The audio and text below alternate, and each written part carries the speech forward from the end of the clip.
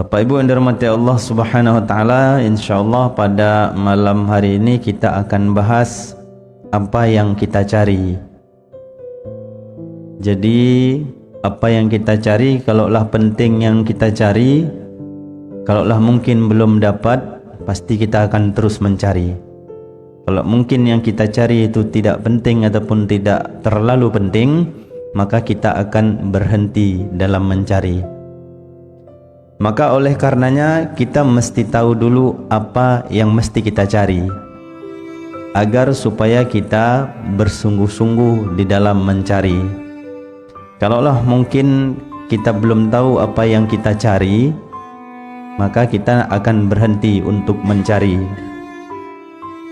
Bapak Ibu yang dirahmati Allah Subhanahu wa taala, Rasulullah Muhammad sallallahu alaihi wasallam bersabda, "Amantu billah thumma istaqim."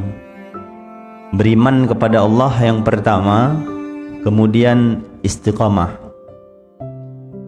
Adapun ketika kita sudah beriman, maka selanjutnya adalah kita beramal. Kalaulah misalkan kita beramal tetapi belum benar imannya, maka tidak ada rasa di dalam pengamalan ataupun kenikmatan di dalam pengamalan. Banyak di antara kita beramal tetapi dia tidak tahu tujuan untuk pengamalannya. Banyak juga di antara kita beramal tetapi dia tidak tahu untuk siapa dia beramal. Banyak juga di antara kita beramal lalu kemudian dia beramal terhadap angan-angan yang diamalkan. Maka sesungguhnya prioritas pertama adalah tujuan. Artinya kita harus tahu apa yang kita cari, Bapak Ibu yang dirahmati Allah. Sebagaimana kita ketahui bersama bahwa kita adalah seorang Muslim ataupun bahasanya Islam. Mungkin kita Islam keturunan, bukan Islam sesungguhnya.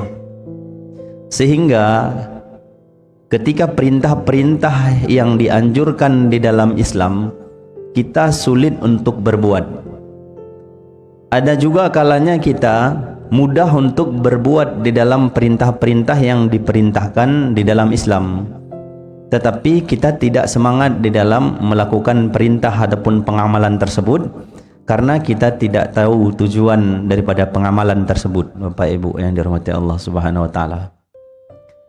Jadi kita semua ini mungkin dan pastilah sudah bersyahadat ataupun berikrar, tetapi banyak juga di antara kita yang tidak paham terhadap apa yang diikrarkan.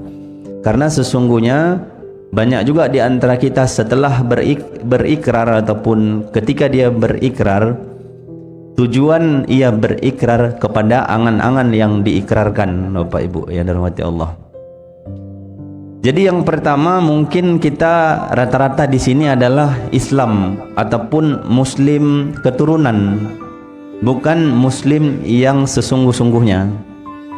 Sehingga kita beragama Islam, terkadang pun bahkan pun kita tidak tahu apa maksud daripada agama yang kita jalani. Sehingga ketika perintah-perintah di dalam Islam itu sulit untuk kita jalankan karena tujuan kita tidak tahu, ya Bapak Ibu. Jadi yang pertama itu kita semua sudah syahadat, ya, bersyahadat, ya. Syahadat di sini yaitu artinya adalah bersaksi ataupun menyatakan ataupun memberi pernyataan terhadap sesuatu. Manalah mungkin kita bisa memberikan suatu pernyataan ataupun bersaksi terhadap sesuatu sedangkan kita tidak melihat apa yang kita saksikan dan kita tidak tahu apa yang kita nyatakan dalam pernyataan. Maka oleh karenanya kita mesti tahu apa yang kita saksikan sehingga kita bersaksi, ataupun ketika kita setelah bersaksi kita harus memahami apa yang kita saksikan, ataupun setelah kita memberikan pernyataan maka kita harus tahu tujuan daripada pernyataan yang kita nyatakan, Bapak Ibu. Pada suatu hari nanti kita yang hari ini dihidupkan maka pasti akan dikembalikan ke dalam tanah ataupun akan dimatikan, artinya diberikan kesempatan untuk kebebasan, maka akan berakhir.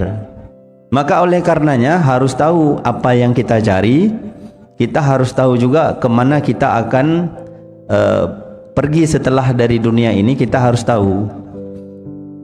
Jadi Bapak Ibu dirahmati Allah Subhanahu wa taala, di dalam syahadat, coba lu syahadat. Jadi kalau misalkan Bapak Ibu, kita ini beramal salawat, salat, puasa dan lain sebagainya. Kalaulah misalkan syahadatnya belum benar, maka gugurlah semua amalan-amalan tadi ataupun rusaklah semua amalan-amalan tadi. Maka oleh karenanya prioritas pertama yang harus kita pelajari adalah syahadat. Karena sesungguhnya ketika kita lahir diajarin dalam bahasa Arab, ajarin itu ataupun bimbingan itu disebut dengan talqin. Jadi kita pas lahir keluar dari rahim ibu, langsung kita ditalqin, diajarin. Dan nanti ketika kita sulit pun, ketika contoh nanti naza, kita akan diajarin juga.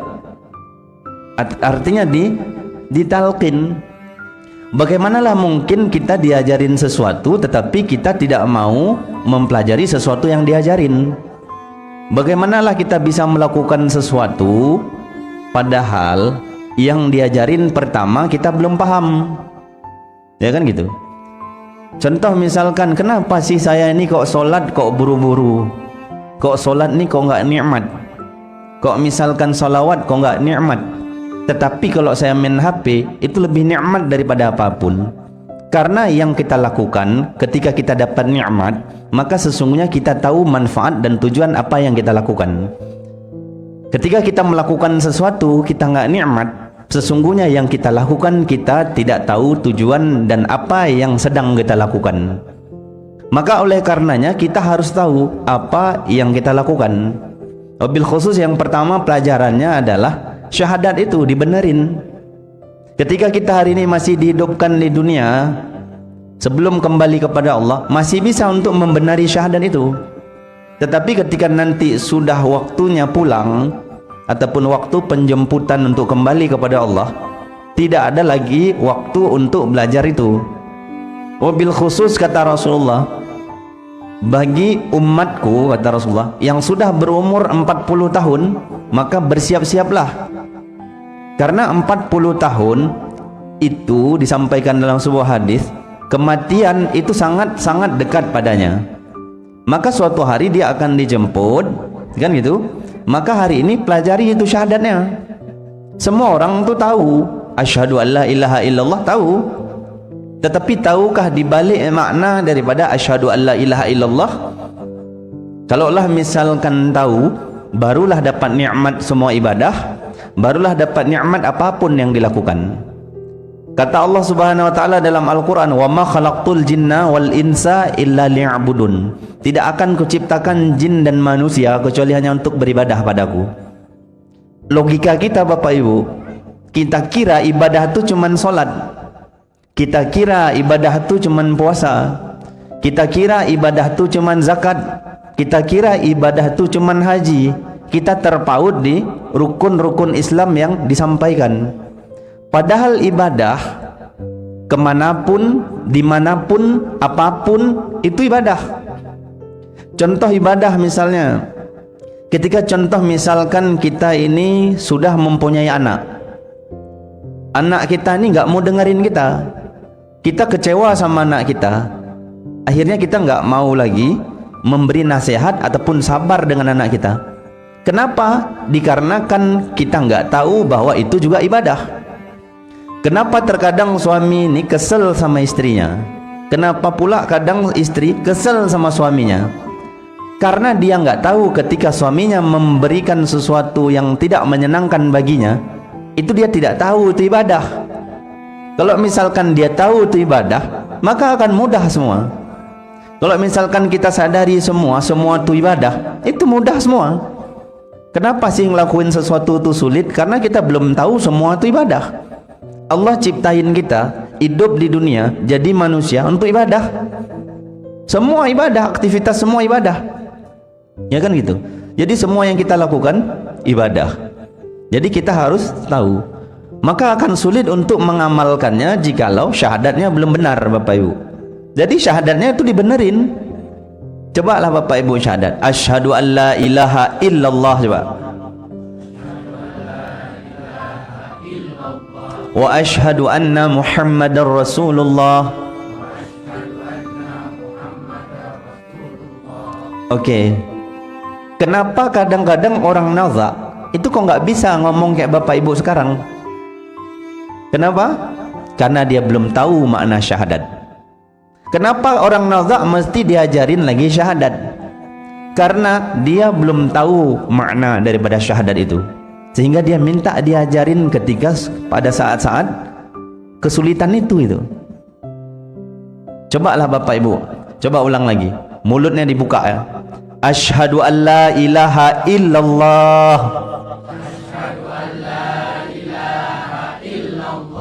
Oke, mulut ditutup. Asyhadu an la, mulut ditutup ya. Asyhadu an la ilaha illallah. Kok nggak bisa? Tahu nggak kenapa nggak bisa? Tahu? Nggak tahu kan? Ketika nanti Bapak Ibu, ketika kita mau pulang, ini mulut ini sudah susah bergerak. Nggak bisa lagi kayak ini. Asyhadu an la ilaha illallah. Nggak bisa. Tapi nanti itu kemudahan yang diberikan oleh Allah kepada siapa? Kepada orang-orang yang sudah benar penyaksian ataupun syahadat ataupun pernyataan syahadatnya itu. Hari ini benarin sebelum nanti waktu mepet. Kalau misalkan hari ini sudah benar kan itu, ketika nanti contoh misalkan kita ini mau pulang nazak, nggak perlu juga diajarin lagi, nggak perlu juga dibimbing lagi. Udah benar pun, yang diajarin itu siapa? Yang belum benar, ya kan gitu. Contoh misalkan ada orang udah ahli dalam melakukan sesuatu, ngapain diajarin lagi? Kalau misalkan orang belum ahli di dalam melakukan sesuatu, mestilah diajarin ataupun dia sadar bahwa dia harus belajar. Paham nggak ya? Paham Bapak Ibu? Oke. Coba misalkan asyhadu an la ilaha illallah. Kalau di mulut aja belum benar syahadatnya. Jadi asal Bapak Ibu tahu, semua pengamalan-pengamalan di dalam Islam, di dalam beramal, itu mesti dihantar ke hati. Dihantar. Paham ya? Makanya dibilang syarat syahadat itu kan 3. Yang pertama dibilang di sini tasdiqul bil qalbi, yakini dalam hati. Maka sebelum diyakini di dalam hati, jangan dulu ucap. Karena prioritas pertama yakin di dalam hati, itu syahadat. Yang kedua baru al-qawlu bil lisan, baru ucap ataupun dinyatakan dengan lisan. Yang ketiga al-amalu bil arkan, baru buat dalam perbuatan. Bisa kan semua tadi asyhadu an la ilaha illallah? Bisa? Bisa? Oke. Asyhadu an la ilaha illallah artinya, asyhadu an la ilaha illallah artinya, asyhadu an la ilaha illallah artinya, ingat ya Bapak Ibu, kalau cuman dibersaksi nggak menerima nggak dapat. Jadi asyhadu an la ilaha illallah itu rahasianya, saya bersaksi, saya menerima. Jadi itu harus diterima yang diucap. Saya bersaksi, saya menerima. Ikhlas nggak menerima? Ikhlas? Ikhlas? Oke. Saya bersaksi tiada Tuhan selain Allah. Saya bersaksi, saya menerima bahwa tiada Tuhan selain. Saya bersaksi, saya menerima bahwa semua tiada, yang ada hanya. Betul. Oke. Yang terakhir dibilang benarlah syahadatnya ketika al-amalu bil arkan, wujud di dalam perbuatan.